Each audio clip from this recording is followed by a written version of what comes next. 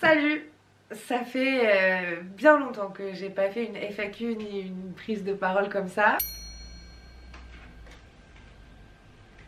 Une des premières questions que j'ai sélectionnées concerne l'île. On va rentrer un peu plus en détail ensuite. Mais c'est vrai que j'ai eu pas mal de questions concernant l'île sur est-ce que tu veux vivre toute ta vie à Lille? Est-ce que tu comptes déménager l'île? Est-ce que tu te vois encore dans 5 ans à Lille? Etc. etc.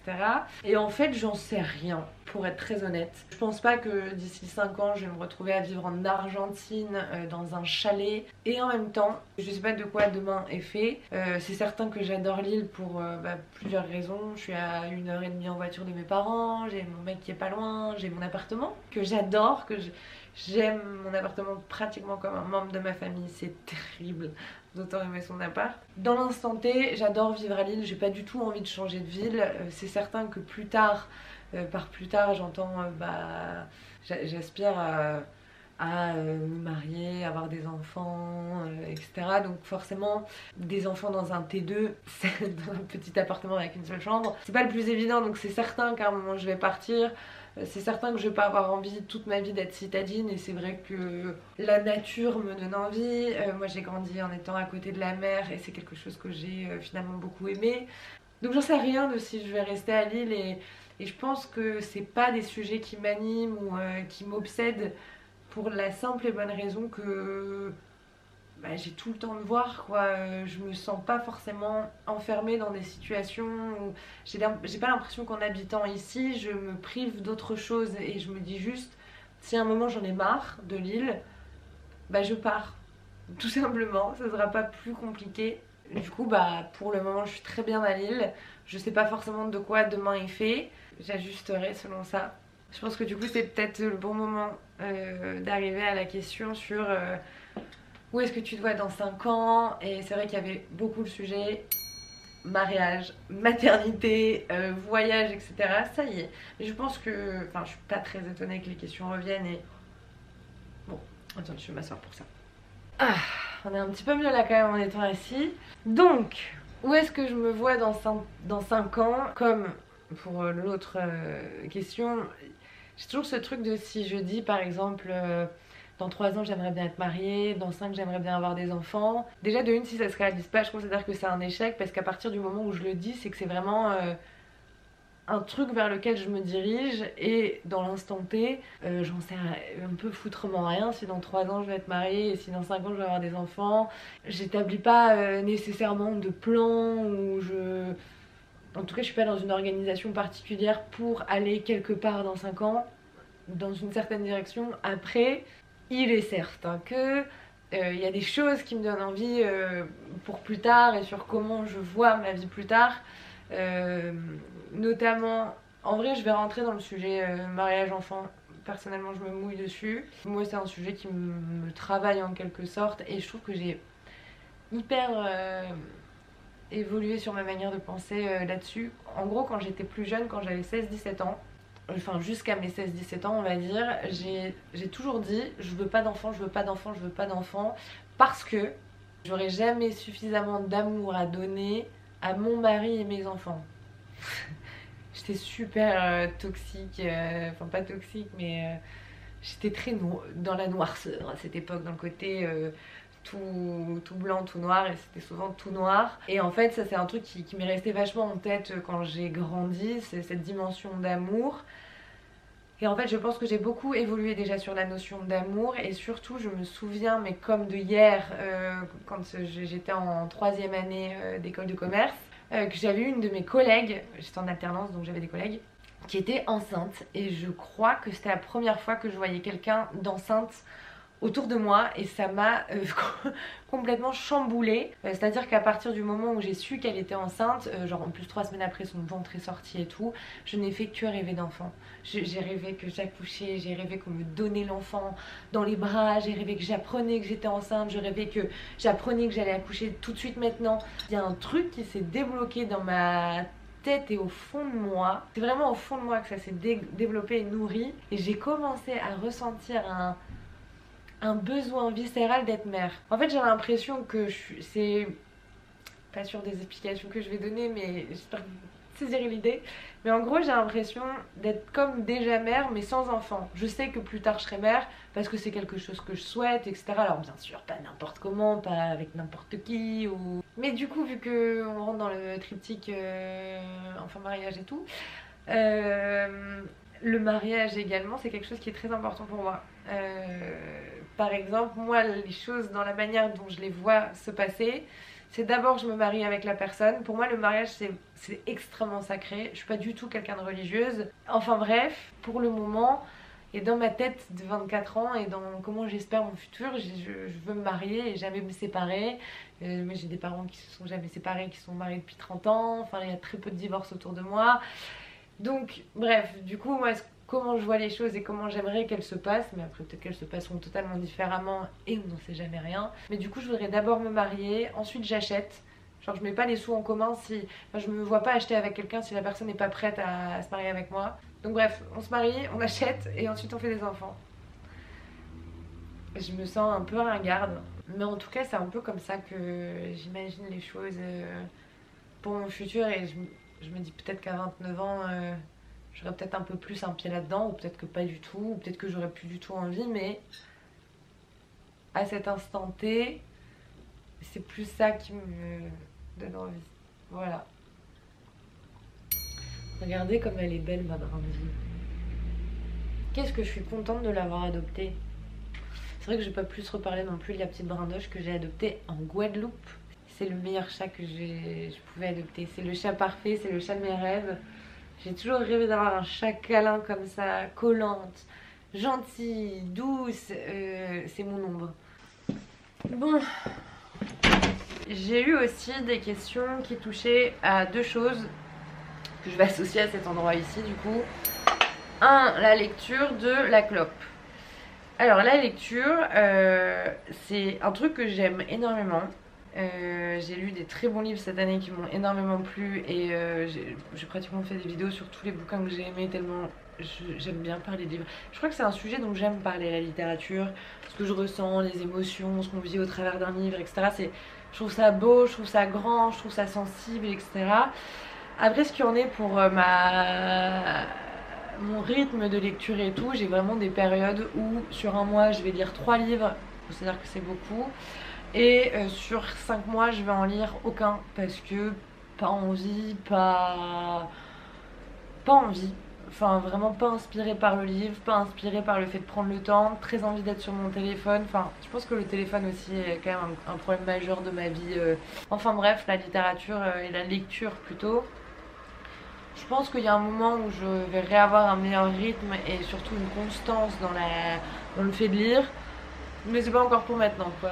Je crois que j'ai un vrai travail à faire sur le fait d'être un peu accro à mon téléphone. Et deuxième sujet, la clope. C'est vrai qu'il y a eu beaucoup de questions là-dessus. C'est un sujet sur lequel parfois je m'exprime en live sur un peu mon rapport à la cigarette. Parce que en fait c'est vrai qu'à chaque fois les questions sont orientées en mode ça fait longtemps que tu fumes, est-ce que tu as envie d'arrêter?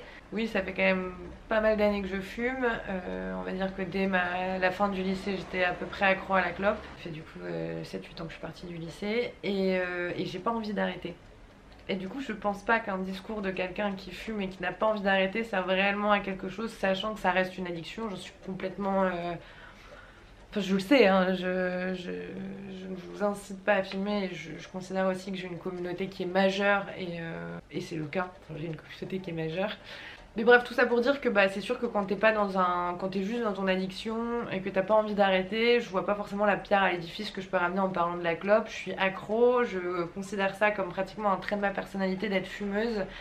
Enfin, je veux dire, la cigarette, c'est comme le fait d'être blonde. Je sais pas si ça paraît évident enfin, si la comparaison va sonner logique pour certaines personnes. Mais j'ai pas du tout de déclic, j'ai pas de motivation particulière. Je sais qu'il y aura bien un moment où techniquement par rapport à d'autres questions il faudra bien que j'arrête. Mais voilà, je laisse le temps au temps. Je sais tout le mal que ça fait, mais après c'est vraiment le principe de l'addiction quoi. Donc voilà.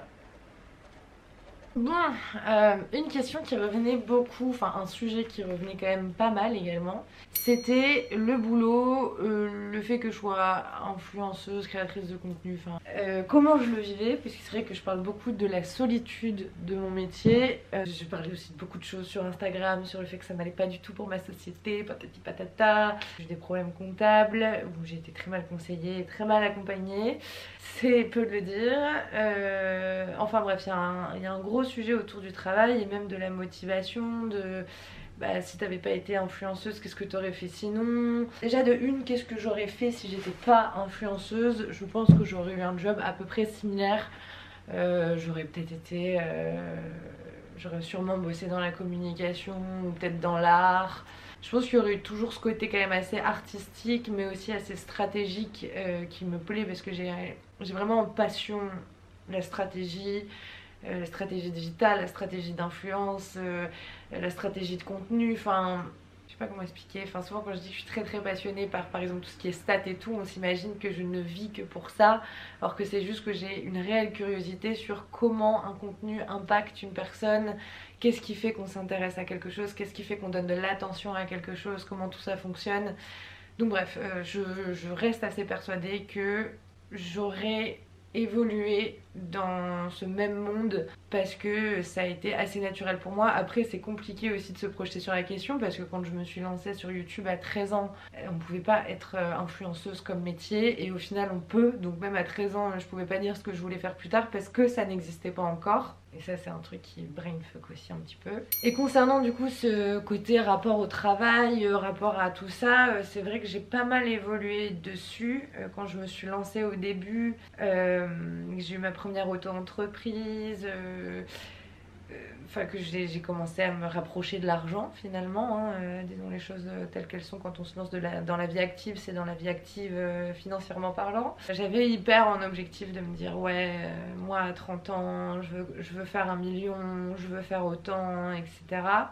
Et de plus en plus, je me rends compte que déjà faire 1 million d'euros, c'est pas nécessairement quelque chose qui me motive, c'est plus vraiment une ambition, mais c'est surtout que je commence de plus en plus à perdre le sens ou à ne plus comprendre le sens du travail, de l'argent, de tout l'effort, etc. C'est aussi quelque chose que j'ai abordé récemment du côté on nous dit toujours de travailler plus dur, etc. Mais pour moi, la réussite, elle n'est pas dans le fait de travailler dur, elle est dans le fait de réussir à ne pas trop travailler. Alors évidemment, à chaque métier sa complexité. Quand on travaille dans le social, quand on travaille dans le manuel, il y a des temps incompressibles de travail. C'est sûr qu'une infirmière, elle ne peut pas faire son job en 2 heures.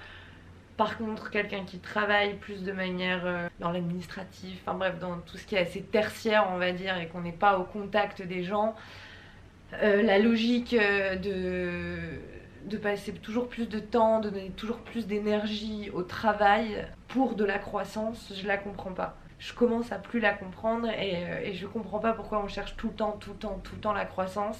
En vrai, je me dis, si j'arrive à mener ma barque comme je l'ai menée là, en ayant plus d'expérience comptable, ça pourrait très bien m'aller. Et en fait, c'est vrai que c'est pas vu comme une réussite que de ne pas aller plus loin. Et en fait, je suis entre deux sujets. En plus, c'est super compliqué de parler ça parce que je suis quand même un des jobs les plus capitalistes et consommateurs et non écologiques et plein de choses, etc. Et en même temps, je m'éclate dans la création de contenu parce que je partage plein de trucs, je parle d'émotions, j'écris des lettres, il y a de l'art dans tout ce que je fais, même si peut-être qu'il n'y a que moi qui le vois, mais en tout cas, j'ai une vraie démarche artistique dans tout ça. Mais il y a des réalités financières, mais il y a une réalité sociétale, et c'est 2 trucs sur lesquels j'ai de plus en plus de mal et je me dis c'est pas possible d'aller à l'encontre des règles parce que je peux pas créer une société à part. Et en même temps, je suis pas sûre que réussir dans le capitalisme ce soit une vraie réussite humaine et là où est-ce que j'y place ma sensibilité, mes émotions et ma propre manière de réussir. Donc bref, concernant le travail, je me pose vraiment beaucoup de questions, j'ai envie de me renseigner d'autres manières de faire, Enfin, c'est quoi la réussite finalement? Est-ce que la réussite c'est gagner 1 million d'euros? Je pense que passer la sécurité financière, enfin quand l'argent n'est plus un problème qui t'affecte dans ta vie de tous les jours, je pense que 100 000 ou 1 million ça rend pas forcément plus heureux, en tout cas pour quelqu'un qui est comme moi et qui adore passer du temps dans son appartement, même si j'avais 1 million d'euros, je pense pas que mon quotidien je le changerais drastiquement. Et pour moi, plus tu gagnes d'argent, plus tu as des frais élevés et plus tu t'obliges à toujours rester dans ça. Et enfin, je sais pas, pour moi, il y a un truc qui bug. Mais j'ai pas la solution encore maintenant. Mais je me dis que ça peut être une des grandes missions de ma vie. Trouver une autre solution. Compliqué ce sujet-là.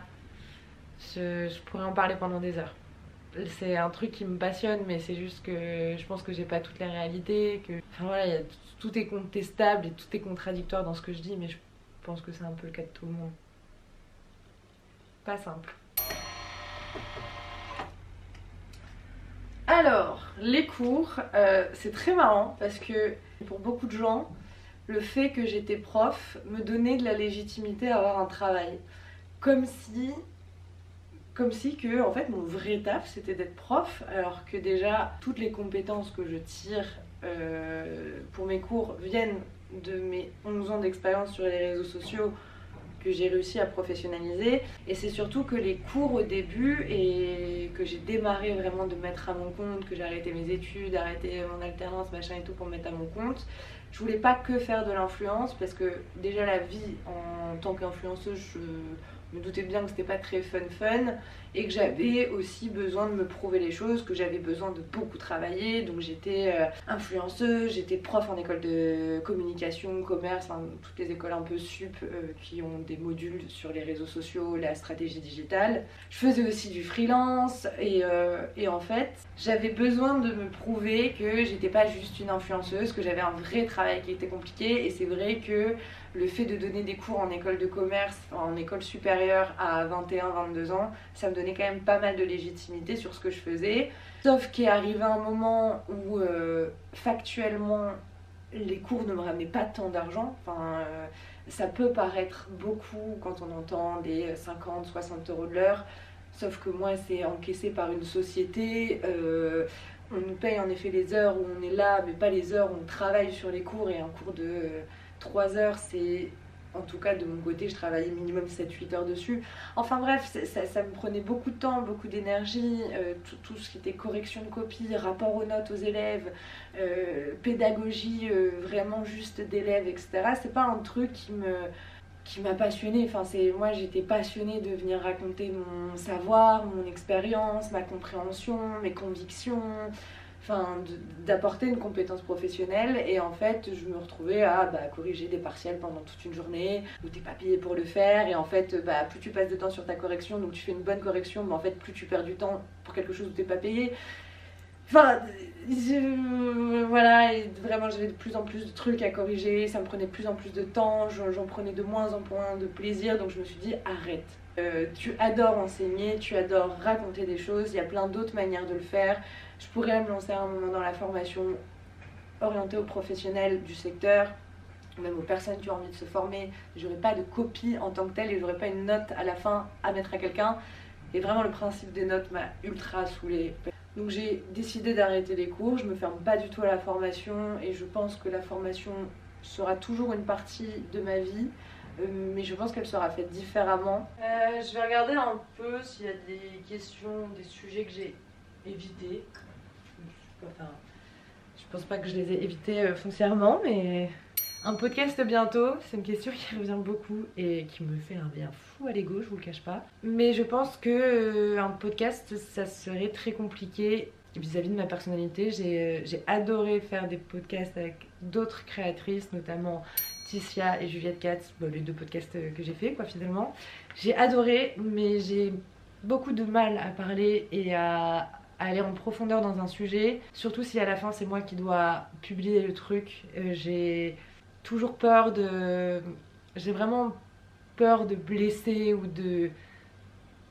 d'être mal comprise ou d'avoir une vague de haine qui s'abat sur moi, alors que je sais pas, en fait ça me fait peur de me livrer et c'est peut-être un vrai travail que je vais faire moi-même. Après c'est pas non plus un big deal de pas vouloir faire des podcasts dans sa vie, mais à ce jour je pense que j'en suis pas forcément capable et que si j'enregistrais un podcast d'1 heure, Je passerai mon temps à recouper phrase par phrase pour être certaine qu'il y ait une logique, que ce soit parfait, que ce soit presque le podcast de l'année.